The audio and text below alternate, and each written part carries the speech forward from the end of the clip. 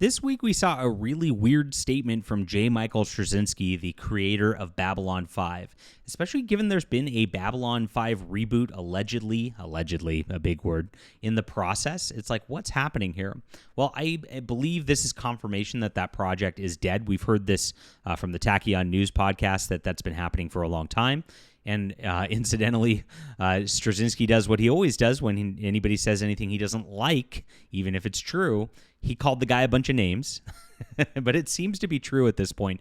And I'm wondering if there's something now happening here with Russell T. Davies getting shut down and having Doctor Who problems going on with the ratings, if somebody might be being brought in to fix it. It would make a lot of sense. Please hit the like and subscribe button as we talk about all things in science fiction. This is quite the move at 70 years old and a lot to unpack here. So I'm going to have a lot of fun with this video. Huge Babylon 5 fan from way back, my friends. And so I actually wrote a series that was kind of inspired by Babylon 5 in a lot of ways. It's a space opera about a human who embeds himself on an alien starship during the middle of a war, has to bring back information to Earth to save humanity. It builds up really, really well. It's got a great personal plot that is over this entire trilogy that you'll really love. And if you're a Babylon 5 fan, I think you'll really enjoy my universe as well. I'm building a new series that's going to spin out of this about space exploration. It's really, interesting. Kind of like Straczynski did with Crusade, I guess. But I'm going to finish it because I don't have any constraints with novels. Nobody's going to cancel my show. And so we have some beautiful stuff coming down the pipeline. If you like science fiction, this is for you. Grab this in the description below. Get the whole trilogy. It's available on ebook, print, and audio. Really appreciate you guys for being here. All right. So Straczynski, yes, the Babylon 5 creator himself, now looks like he's fleeing the United States, attempting to break into British TV at 70 years old.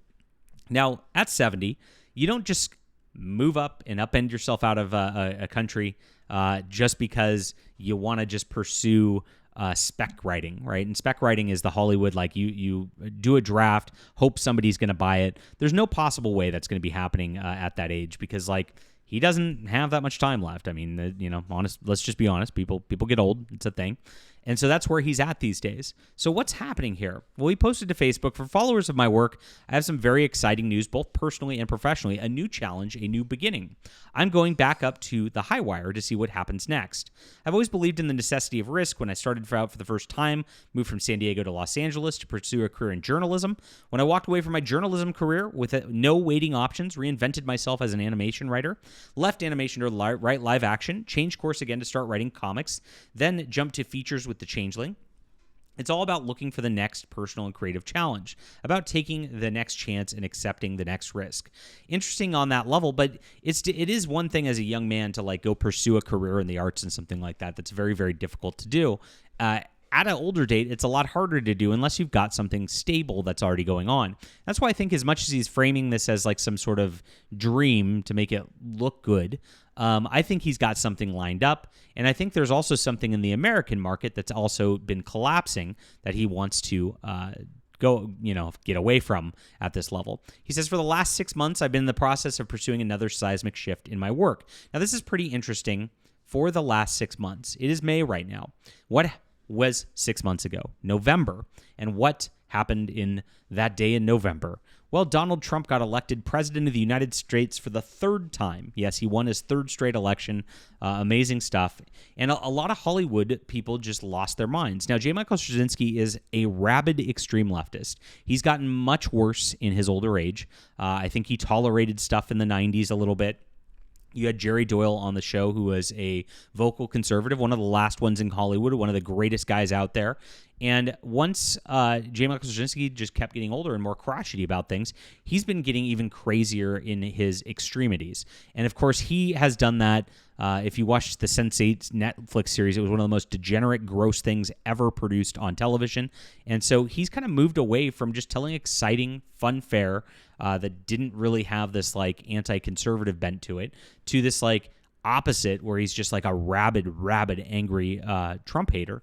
And so I think that part of what he did was start to pursue things because of the election, because I think he was seriously that Trump deranged. He's like, I'm getting out of America. Like a lot of Hollywood nut jobs. And so that's interesting timing right there. Now, another thing happened in the seismic shift of his life, as he talks about. Babylon 5 was supposed to be undergoing a reboot. Now, there's been a zillion Babylon 5 projects that Straczynski said have been going into production. He said they're real. Some of them have happened. I think we've had 2 happen in the last 20 years. The Lost Tales got 1 DVD, which was excellent. I really enjoyed that, by the way. And, of course, we had the animated movie, which I also found very, very good.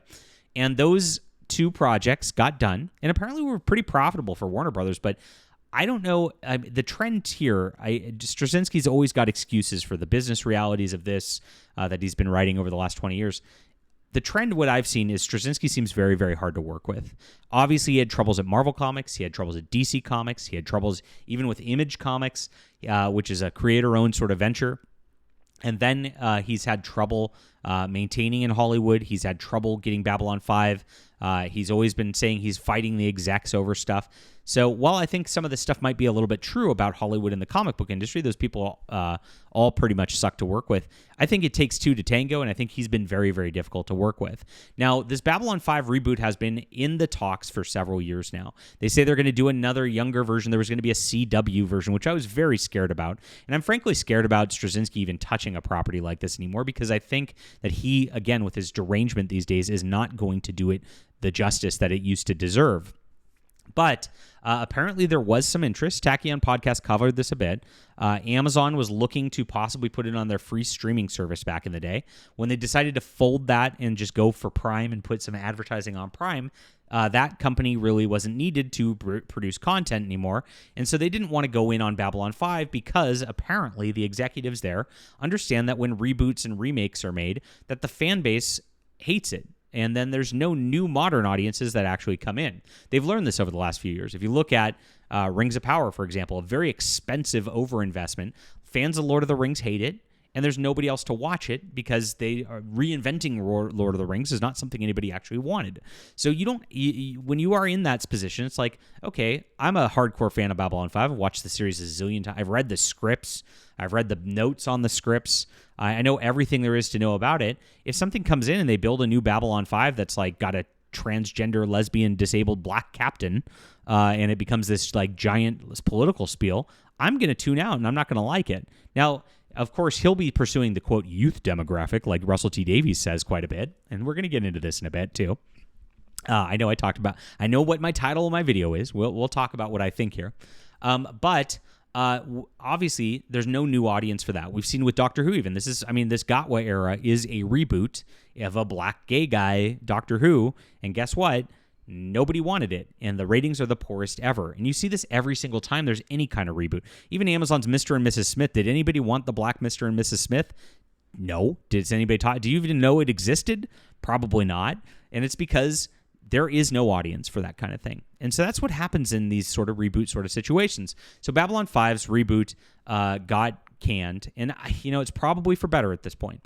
Now, apparently, Warner Brothers still wants to do something with the property because they own the property and they want to make money off the property, and it's doing very well in streaming. And so they are apparently trying to pursue doing this without him being the showrunner or being involved. Now, that's pretty interesting on that level. This might have caused an existential crisis in him. This might have, combined with Trump, been the last straw. And there's also been a history. Babylon 5 used to have a British TV offices, if you guys don't know. So he has had a connection there in the past where the show was very successful internationally. And so this is a pretty interesting thing right now. But I also don't believe that he's just starting over from scratch. And there's a couple things here, and here's my prediction. And I don't know if it's going to come true, but I could totally see this happening. In many ways, the biggest shift since the aforementioned trek to Los Angeles was no contacts, no resources, barely enough money to survive for 2 months. A change that will turn my life upside down in a dozen days. Few friends I discussed this with said I'm not concerned because there's no guarantee any of this will work out. Honestly, there never was, there never is, which brings me to the present moment. Now, it's different now because he's probably a multimillionaire with everything that's gone on. Not that difficult to move, and he's not going to go broke if he just moves. As long as I've been writing, I've been made no secret of my love of British television. As a kid, I embraced Planet Patrol, as Space Patrol in the UK. Many of Gary Anderson's Super Marionation series. Oh my gosh, I can talk pretty one day. As I can find, I matured from adolescence to shows like The Avengers, Blake Sevens, UFO, Monty Python's Flying Circus, Faulty Towers, Black Ladder, Danger Man, The Prisoner, The Saint, Doctor Who, and I, Claudius. Very interesting there. When videos and streaming began, I chased down the Sapphire and the Steel, the Champions, etc., as he goes on. These British TVs shaped my growth as a writer as much as American shows. So it should come to no surprise that every year when my agent and I have what's our goals should be set for the coming year discussion, I've asked the question, is there any way I could produce a series in the UK and live there for a little while? The answer has always been no for obvious reasons. I'm not a British citizen or a resident with a visa that would allow me to work in the UK. Closest I came was we shot a chunk of Sense8 there. I finally decided to do something about it. Like I said, this speaks to me of two things. One, his Babylon 5 dream is crushing, and so he's mad about it. And so he's just going to purge himself from Hollywood, done with it, because that's been his whole deal his whole life. Next, Trump derangement. Those two things are big things. Anyone who's emigrated knows there's all kinds of visas. Yes.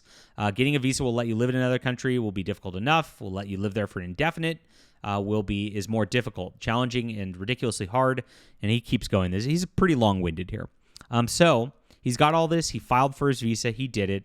And apparently he is now officially a resident of the United Kingdom. So, like I said, the filing process timing would have been November, and I guarantee you this had a lot to do with Trump at the time. It's pretty obvious. But I also know that how these immigration things are, they are very difficult. If you don't have work lined up, it becomes very, very difficult to immigrate to these countries. And so I think he's got something lined up already. And there's a couple options here. He mentioned Blake Seven, and I know he's a big fan of rebooting things. He's pitched rebooting Star Trek. He's pitched rebooting Babylon 5. That is something Straczynski likes to do. And so it's possible that he's going to get a Blake 7 reboot out of this, and I've heard rumors about that starting already. But the next big elephant in the room that's happening right here is Doctor Who. Doctor Who is ending this year. They don't know what they're going to do with it. Gatwa apparently has his regeneration filmed, but there's no one cast as the next Doctor. J. Michael Straczynski would be obviously somebody on a short list they would love to have a showrunner for to do Doctor Who. This is something that would make a lot of sense. Straczynski was tied in with Neil Gaiman, of course. Well, this gets interesting these days. Who, of course, Gaiman used to have a lot of clout within the British TV industry. He did a Doctor Who episode. He actually wrote a Babylon 5 episode as well. So these guys are all tied in together. And as Straczynski mentioned, he is a Doctor Who fan. So my thought here is that he's at the very least in talks with doing something with Doctor Who and building this right here, because that would be the thing that would be most sensible and make the most sense as a science fiction writer. Now, is this 100% true? Don't know yet. We'll see. That's my prediction. My secondary prediction will be it'll be a Blake 7 reboot. I don't know that anything original is going to come out of any of this. It just is too weird with British TV. I don't think that's something that necessarily would happen, but he has to have something lined up. There's no way he's just doing this on spec. That doesn't happen at 70 years old, and that's very, very difficult to leave and emigrate to a foreign country on spec for a work visa, like he's saying. Very interesting stuff right here. What do you think about this? Do you think he's going to be tapped to do Doctor Who? I don't think it's a good thing because, again, Straczynski's all in on the LGBTQ agenda. He's all in on the just extreme liberalism that Russell T. Davies is. This guy's just as nuts. And even when Tachyon Pulse was reporting on Babylon 5 and what was going on there, which he was right about, Straczynski called him names just because of that. The guy's got a massive ego and a massive problem, and he's not the writer he used to be, very sadly, at this juncture. But we'll see what happens, and I'll be reporting on it every step of the way. Really appreciate you guys for being here. Please hit the like and subscribe button as we talk about all things science fiction, Doctor Who, Babylon 5, and more. And if you like great sci-fi, please check out my books in the description below. Really appreciate you guys for being there. And it's available on ebook, print, and audio.